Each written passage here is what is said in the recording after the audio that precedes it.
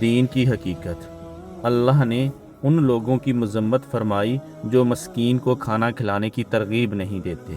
پروردگار عالم کا ارشاد گرامی ہے اور وہ مسکین کو کھانا کھلانے کی ترغیب نہیں دیتے۔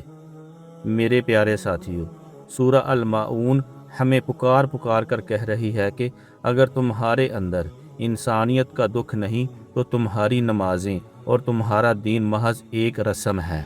اللہ کے نزدیک وہ شخص دین کو جٹلانے والا ہے جو مسکینوں کی بھوک سے بے نیاز ہے۔